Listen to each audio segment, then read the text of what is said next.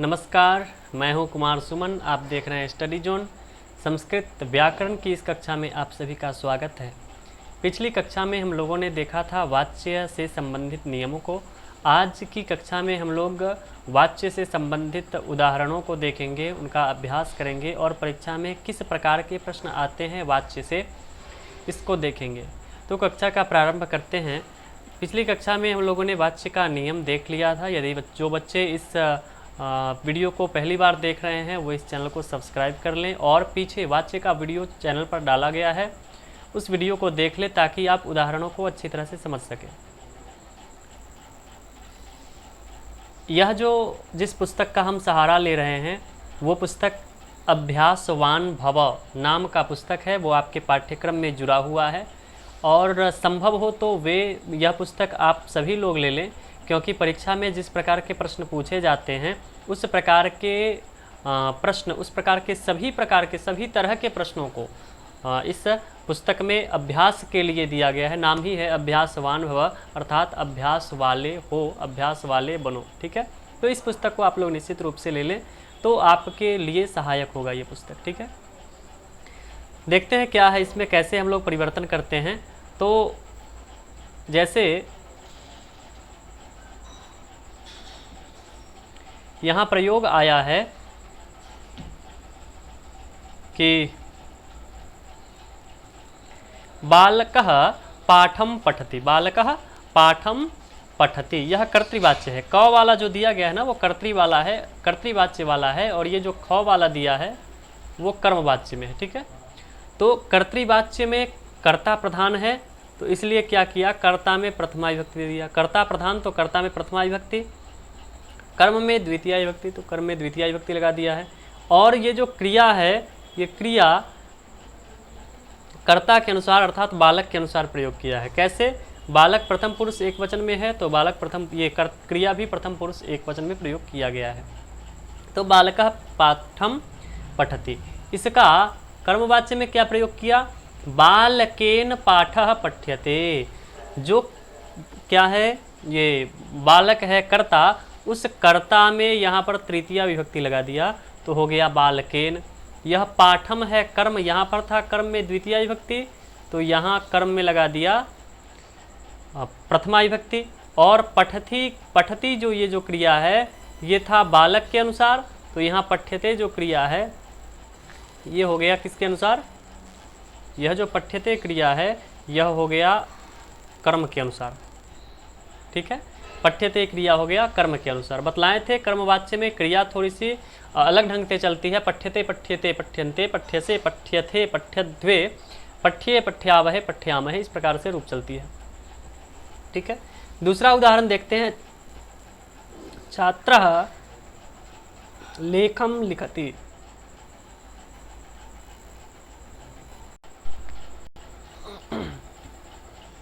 अगला उदाहरण है छात्रः लेखम लिखति।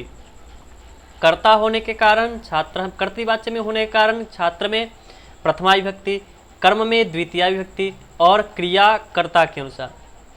इसको जब बदलेंगे तो कर्ता में तृतीय विभक्ति, कर्मवाच्य के कर्ता में तृतीय विभक्ति नियम में लिखा चुके हैं। कर्म में प्रथमा विभक्ति, तो लेख कर्म है, लेख लिख रहा हूँ तो लेख कर्म है, कर्म में हो जाएगी प्रथमा विभक्ति। और ये जो लिख्यते है ये लिख्यते लेख के अनुसार आ गया। लिख्यते लिख्यते लिख्यन्ते, चूंकि लेख एक वचन में है इसलिए लिख्यते भी एक वचन में। इसी प्रकार से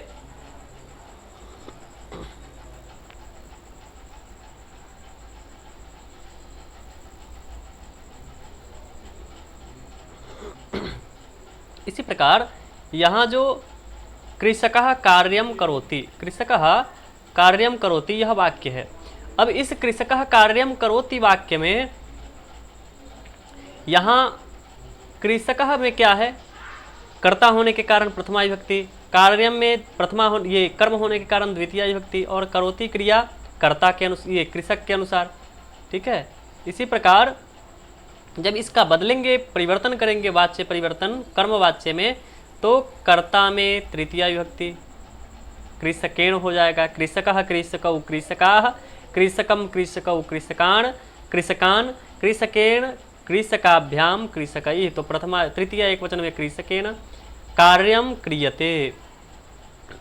आप कहेंगे यहाँ भी कार्यम है, यहाँ भी कार्यम है, यहाँ पर द्वितीय विभक्ति है, यहाँ पर प्रथमा विभक्ति है, तो दोनों का बराबर कैसे हो गया?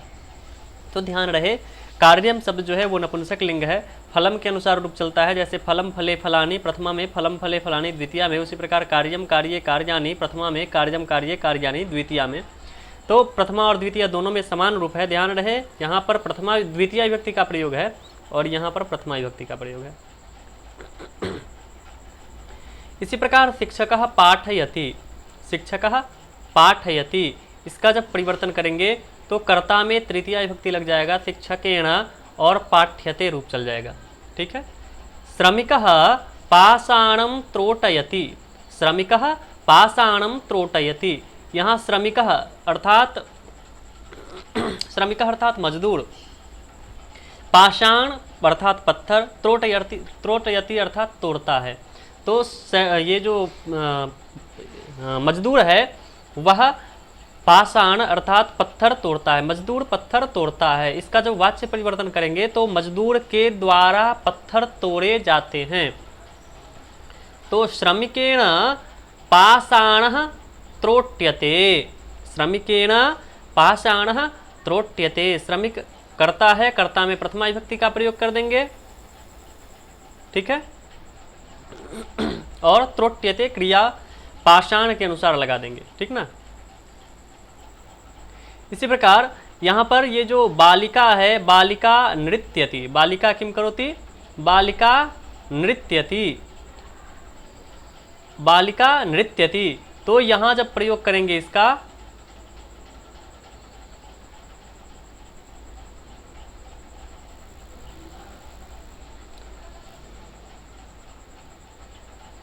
एक मिनट,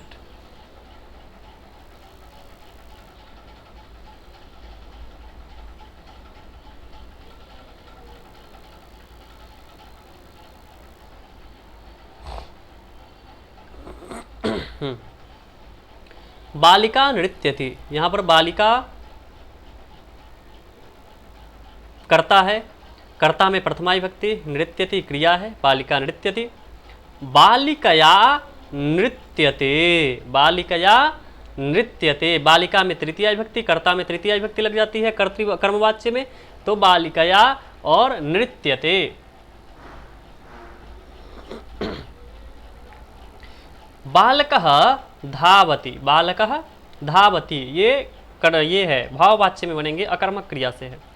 बालकः धावति, तो धावकः धावति, तो हो जाएगा धावकेन धाव्यते, धावक अर्थात दौड़ने वाला, तो उसको हिंदी में भी धावक ही कहते हैं। तो धावक दौड़ता है और धावक के द्वारा दौड़ा जाता है। क्रीडकः क्रीडति, खिलाड़ी खेलता है, क्रीडकेन क्रीड्यते, खिलाड़ी के द्वारा खेला जाता है, कर्ता में तृतीया लग गई। अहम गृहम गच्छामि, मैं घर जाता हूँ, मया गृहम गम्यते, मेरे द्वारा घर जाया जाता है। आवाम भ्रमामः, हम दोनों घूमते हैं, और आवाम ये कर्ता है और कर्ता को तृतीया विभक्ति में ले जाएंगे तो यहाँ हो जाएगा आवाभ्याम। कैसे? तो तृतीया विभक्ति में प्रथमा और द्वितीया में क्या होगा? आवाम, आवाम, तृतीया विभक्ति में आवाभ्याम, तो आवाभ्याम भ्रम्यते, आवाभ्याम भ्रम्यते, ये सब चल रहा है इसमें भाववाच्य में। वयम कार्यम कुर्मः, वयम कार्यम कुर्मः, अस्माभिः कार्यम क्रियते, अस्माभिः कार्यम क्रियते। ठीक है। इस प्रकार बहुत सारे उदाहरण यहाँ पर आएंगे जो आप देख सकते हैं। ठीक। और अब हम चलते हैं, यहाँ पर कुछ रूल्स दे दिया, कुछ नियम दिया है, जो नियम हम कल पढ़ा चुके थे। यहाँ लिख रहा है उपरि उभयोः स्थानयोः कथनस्य भावः एकः एव अस्ति, परं कथनस्य शैली भिन्ना अस्ति। ऊपर उभयोः स्थानयोः अर्थात दोनों स्थान पर, दोनों स्थान अर्थात क खंड में और ख खंड में, दोनों स्थान पर कथनस्य कहने का भाव जो मतलब है वह एक ही है, परंतु कथनस्य शैली, परंतु कहने की जो शैली है, कहने का जो तरीका है वह अलग अलग है, भिन्न भिन्न है। प्रथमे क खंडे, पहले क खंड में वाक्येषु कर्तुः प्राधान्यम अस्ति, कर्ता की प्रधानता है पहले खंड में, और क्रियारूपाणी कर्तृपदानुसारम प्रचलन्ति, और क्रिया रूप जो है वो कर्ता पद के अनुसार ही चल रही है। परंतु ख खंड में कर्मणः भावस्य वा, कर्म या भाव का प्राधान्य है कि प्रधानता है, अतः अत्र क्रियारूपाणि अपि कर्मपदानुसारम प्रयुज्यन्ते, इसलिए यहाँ ये क्रिया रूप भी कर्म पद के अनुसार प्रयोग किए जा रहे हैं। ठीक है, तो यह दिया जो अवधेयांश यहाँ पर दिया है, बातें दी है, वो हम लोगों ने कल पढ़ लिया था। ठीक है, अब कुछ परीक्षा के दृष्टिकोण से परीक्षा में किस प्रकार के प्रश्न आते हैं वो हम लोग देख लेते हैं। देखिए, परीक्षा में इस प्रकार के भी प्रश्न आते हैं, इसके अलावे भी हम आपके लिए 5-7 क्वेश्चन ऐसे ला रहे हैं जो कि जो आदर्श प्रश्न पत्र से या फिर जो पहले जो परीक्षाएं हो चुकी हैं उसमें पूछे गए हैं, उसको दिखाएंगे ताकि आपको स्पष्ट समझ में आए कि हाँ, इस प्रकार के प्रश्न पूछे जा रहे हैं और इस प्रकार के प्रश्न हम बना पा रहे हैं या नहीं बना पा रहे हैं। अगर बना पा रहे हैं तो ठीक है, आप 1-2 बार और अभ्यास लगातार करते रहिए। यदि नहीं बना पा रहे हैं तो जब तक आप बना पा रहे हैं तब तक आप अभ्यास लगातार करते रहिए, निश्चित रूप से आप बना पाएंगे। यहाँ देखिए, अधोलिखित वाक्येषु कर्तृपदम,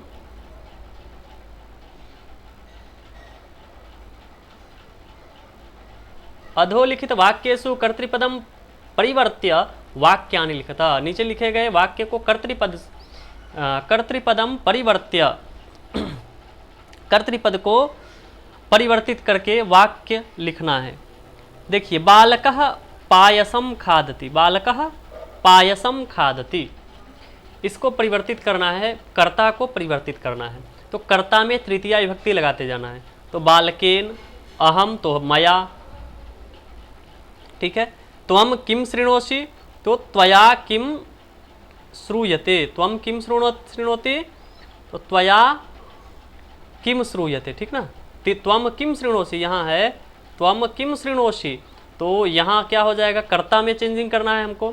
यहाँ क्रिया तो दी ही हुई है, यहाँ पर कर्मवाच्य की क्रिया दी हुई है, तो यहाँ पर कर्ता में प्रथमा विभक्ति न होकर के तृतीया विभक्ति हो जाएगी। तो क्या होगा, त्वया, क्या होगा, त्वया। यहाँ है आवाम चित्राणि पश्यावह, आवाम चित्राणि पश्यावह, नीचे दिया डैश चित्राणि दृश्यन्ते, आवाम का तृतीया में बना देना है। आवाम का तृतीया में क्या हो जाएगा, आवाम का तृतीया में होगा आवाभ्याम, क्या होगा, आवाभ्याम, ठीक है, आवाभ्याम, म में हल है। वयम पाठम स्मरामः, वयम पाठम स्मरामः, इसमें वयम का तृतीया में बना देना है। वयम का तृतीया में क्या होगा, वयम का तृतीया में होगा अस्माभिः, ठीक है, अस्माभिः, तो हो जाएगा अस्माभिः पाठः स्मर्यते। इसी प्रकार यहाँ देखिए बालकौ धावतः, तो हो जाएगा क्या, बालकाभ्याम धाव्यते, बालकाभ्याम धाव्यते, बालकाभ्याम धाव्यते, ठीक ना। इसी प्रकार हर जगह होगा कुराः इतस्ततः भ्रमन्ति, तो कुरैः इतस्ततः भ्रम्यते, इस प्रकार से प्रयोग करेंगे। अब कर्म पद को परिवर्तित करना है, तो कर्म पद को कैसे परिवर्तित करेंगे, तो कर्तृवाच्य के कर्म में द्वितीया विभक्ति, तो कर्मवाच्य के कर्म में प्रथमा विभक्ति लगा देंगे। श्रमिकः भारम वहति, श्रमिकेन भारः उहीयते, श्रमिकेन भारः उहीयते, श्रमिकेन भारः उहीयते। इसी प्रकार सह पाषाणं त्रोटयति, तो तेन पाषाणः, तेन पाषाणः त्रोट्यते, तेन पाषाणः त्रोट्यते, ऐसे प्रयोग करेंगे, ठीक ना। सा गीतम गायति तो तया गीतः गीयते, तया गीतः गीयते। माता रोटिकां पचति तो मात्रा रोटिका, मात्रा रोटिका पच्यते, ठीक ना। इस प्रकार से प्रयोग करेंगे। तो इस प्रकार हम लोग अब प्रयोग इस प्रकार से आगे अभ्यास, यहाँ पर देखिए क्या है, यहाँ है क्रियापद में परिवर्तन करना है, ठीक ना। कर्म कर्ता पद में परिवर्तन, कर्म पद में परिवर्तन, क्रियापद में परिवर्तन कैसे करना है, तो देखिए अहम जलम पिबामि, मया जलम पीयते, मया जलम पीयते। आपको रूप हम लिखा दिए थे पिछली कक्षा में, पठ्यते पठ्यते पठ्यन्ते पठ्यसे पठ्यते पठ्येथे पठ्यध्वे पठ्ये पठ्यावहे पठ्यामहे, इसी रूप पर सब में चलेगा। पीयते पीयते पीयन्ते पीयसे पीयेथे पीयध्वे पीये पीयावहे पीयामहे, इस प्रकार से रूप चलेगा हर जगह। आवाभ्याम विद्यालयः गम्यते, गम्यते किसके अनुसार होगा, गम्यते होगा कर्म के अनुसार अर्थात विद्यालय के अनुसार। तो विद्यालय है प्रथम पुरुष एक वचन में, तो यहाँ पर गम्यते भी प्रथम पुरुष एक वचन में लगा देंगे, ठीक ना।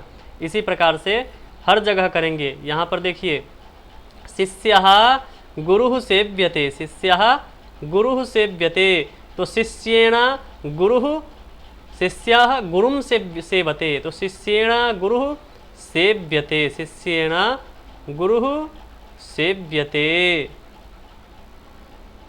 पाचकः भोजनं पचति, तो पाचकेन भोजनं पच्यते, ठीक। इस प्रकार से प्रयोग करना है। अब हम लोग जो आदर्श प्रश्न पत्र है सीबीएसई 10th का, उसको देख लेते हैं कि उसके आधार पर कैसे प्रयोग करना है। देखिए ये आप लोग के लिए अलग से हम बनाए हैं। इसी प्रकार से प्रश्न आता है 10वीं की बोर्ड परीक्षा में। क्या है इसमें, कह रहे हैं डैश है सत्यम कथ्यते। अब हम पिछली कक्षा में बोले थे ना कि आपके के लिए हम ट्रिक लेकर के आएंगे कि आपको किस ढंग से बनाना है। तो देखिए जहाँ पर कर्ता दिया हो ना, वहाँ पर कर्ता पर गौर करना है। यहाँ है कथ्यते, ठीक ना, कथ्यते। ऐसा रूप कब बना बोले थे, ऐसा रूप होता है कर्मवाच्य में, ऐसा रूप होता है कर्मवाच्य में। कथ्यते कथ्येते कथ्यन्ते कथ्यसे कथ्येथे कथ्यध्वे कथ्ये कथ्यावहे कथ्यामहे, ऐसा रूप होता है कर्मवाच्य में, मतलब यह कर्मवाच्य में है। आप सिर्फ ये फिक्स कर लीजिए कि यह कर्मवाच्य में है या कर्तृवाच्य में, उसके बाद बिल्कुल आसान हो जाएगा। तो हम समझ लिए ये कर्मवाच्य में है, कैसे, क्योंकि ये कथ्यते है, कर्मवाच्य में है। और हमको यहाँ पर कर्ता फिल करना है, कर्ता यहाँ पर लिखना है। तो कर्मवाच्य के कर्ता में, कर्मवाच्य के कर्ता में तृतीया विभक्ति, कर्मवाच्य के कर्ता में तृतीया विभक्ति। यहाँ पर देखिए तृतीया विभक्ति वाला कौन है, त्वम प्रथमा विभक्ति वाला है, त्वाम द्वितीय विभक्ति वाला है, त्वया तृतीय विभक्ति वाला है। तो यहाँ पर हो जाएगा क्या, त्वया हो जाएगा, ठीक।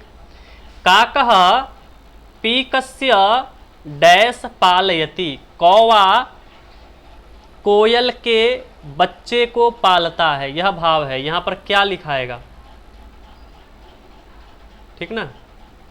काकः पीकस्य डैश पालयति, देखिए ये कर्ता है और ये क्रिया है, पालयति क्रिया है, तीतः अंति वाली क्रिया है, मतलब कर्तृवाच्य में है। दूसरा तरीका और समझने का, कर्ता में प्रथमा विभक्ति है, मतलब कर्तृवाच्य में है, ठीक। यहाँ पर कर्म होगा, कर्तृवाच्य में है, मतलब कर्म में द्वितीया विभक्ति।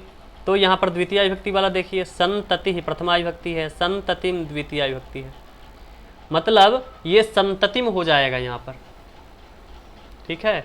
मतलब काकः पीकस्य संततिम, ये दो वाला हम ऑप्शन लिख देते हैं, ठीक ना, ये दो वाला, ये वाला सही है, ठीक है। काकः पीकस्य संततिम पालयति, पित्रा पुत्राय विद्याधनम ददा पित्रा पुत्राय विद्याधनम, सीधे यहाँ समझिए पित्रा मतलब यहाँ तृतीया विभक्ति है। कर्ता में तृतीया विभक्ति कहाँ होती है? कर्ता में तृतीया विभक्ति होती है कर्मवाच्य में।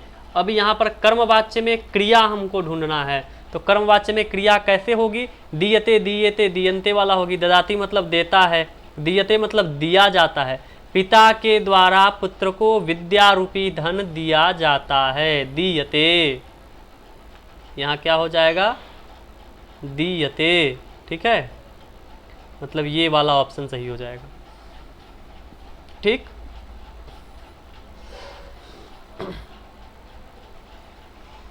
ये वाला इसमें ऑप्शन सही हो जाएगा।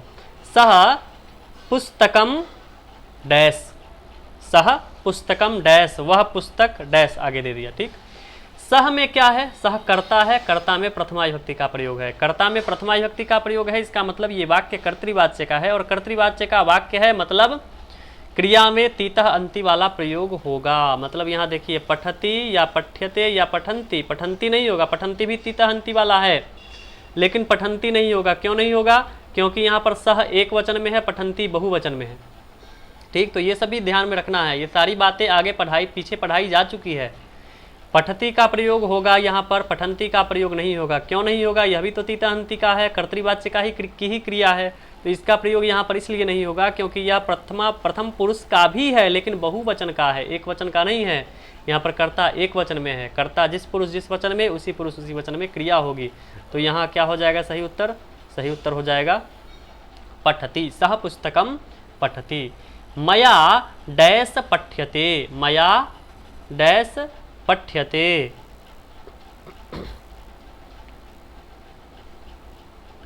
मया डैश पठ्यते, देखिए कर्ता में तृतीया विभक्ति है और क्रिया जो है इस प्रकार की है।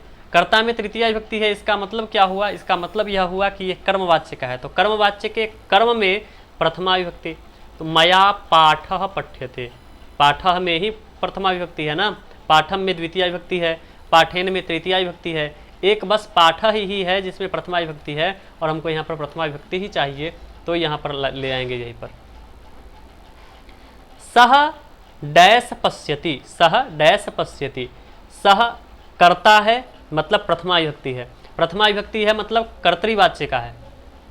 ठीक ना, यहाँ पर प्रथमा विभक्ति है, कर्ता है, कर्ता में प्रथमा विभक्ति है मतलब कर्तृवाच्य का है, कर्तृवाच्य का है मतलब कर्म में द्वितीय विभक्ति होगी।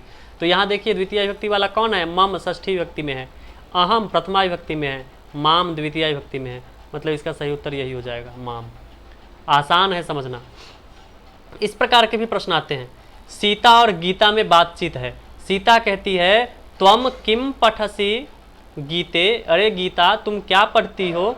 तो गीता उत्तर देती है, गीता कहती है डैश व्याकरणम पठ्यते।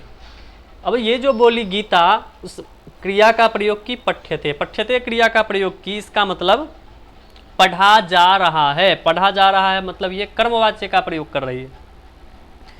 तो कर्मवाच्य के कर्ता में तृतीया विभक्ति, कर्मवाच्य के कर्ता में तृतीया विभक्ति, तो तृतीया विभक्ति देखिए इसमें कौन है? अहम में तो प्रथमा विभक्ति है, वयम में प्रथमा विभक्ति है, मया में तृतीया विभक्ति है, तो सही उत्तर हो जाएगा मया। क्या हो जाएगा सही उत्तर? सही उत्तर हो जाएगा मया। रामः, राम कहता है मोहना त्वया किम, त्वया किम क्या? करोषि कि करोषि कि क्रियते। तो त्वया कर्ता है, कर्ता में तृतीया विभक्ति का प्रयोग है, इसका मतलब कर्मवाच्य में प्रयोग कर रहा है, तो कर्मवाच्य में प्रयोग की कर रहा है मतलब यहाँ पर क्रियते होगा।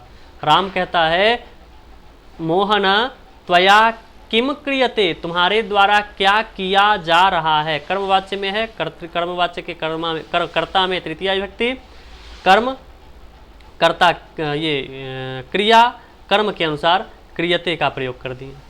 ठीक है, तो उम्मीद है सारी बातें आपको समझ में आई होगी। एक आप लोगों को सलाह है कि आप लोग अभ्यासवान भव पुस्तक खरीद लीजिए, और जितने भी चैप्टर्स आपको पढ़ने हैं, जितने भी पाठ्यक्रम हैं, सभी पर अभ्यास के लिए उसमें अच्छे से प्रश्न का संग्रह दिया गया है। आप उन प्रश्नों को बनाएं। जहां भी परेशानी आपको हो उनको आप हमसे संपर्क कर सकते हैं कमेंट के माध्यम से।